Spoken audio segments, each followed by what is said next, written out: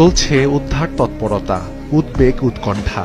প্রিয় সন্তানকে ফিরে পাওয়ার অপেক্ষায় বাবা মা, যেন শেষ হচ্ছে না অপেক্ষার প্রহর। পরিত্যক্ত গভীর নলকূপের খোলা পাইপে পড়ে গেছে 2 বছরের শিশু সাজ্জাদ। বুধবার দুপুর 2টার দিকে রাজশাহীর তানোরের কোয়েলহাট এলাকায় বাড়ির সামনে খেলছিল শিশু সাজ্জাদ। এক পর্যায়ে গভীর নলকূপের পাইপের ভেতর পড়ে যায় সে।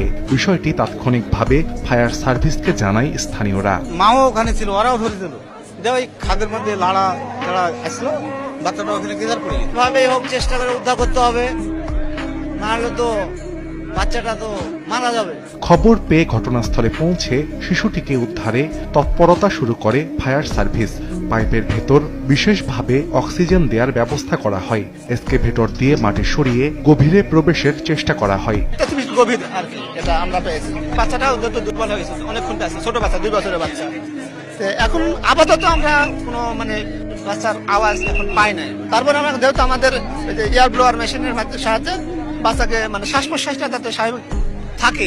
দীর্ঘদিন ধরে গভীর নলকূপের পাইপ খোলা রাখার ঘটনায় জড়িত বরেন্দ্র কর্তৃপক্ষের সংশ্লিষ্ট কর্মকর্তাকে আইনের আওতায় আনার দাবি জানিয়েছেন এলাকাবাসী। প্রায় 4-5 ঘন্টা কাজ করার পর এখন 25 ফিট পর্যন্ত খনন করেছে। আমি আশা করি আরো 15 ফিট, অর্থাৎ প্রায় 40 ফিট গভীরে গেলে আমরা ভিকটিমের দেখা পাবো। মেডিকেল টিমও চলে এসেছে, অ্যাম্বুলেন্স সহ, যেন বাচ্চাটাকে উদ্ধার করতে পারলে, বের করলে সাথে সাথে যেন তার যে প্রাথমিক চিকিৎসার প্রয়োজন আমরা যেন সেটা সাথে সাথে দিতে পারি। যদি এখানে কোনো আইনের বাস্তবে যদি কেউ করে থেকে থাকে, তাহলে তো অবশ্যই তার বিরুদ্ধে আইনানুগ ব্যবস্থা নিতে হবে। বরেন্দ্র উন্নয়ন কর্তৃপক্ষের সেচ প্রকল্পের জন্য গত 1 বছর আগে পরীক্ষামূলকভাবে গভীর পাইপ বসানো হয়েছিল, তবে সেচ কাজের জন্য হয়নি চালু।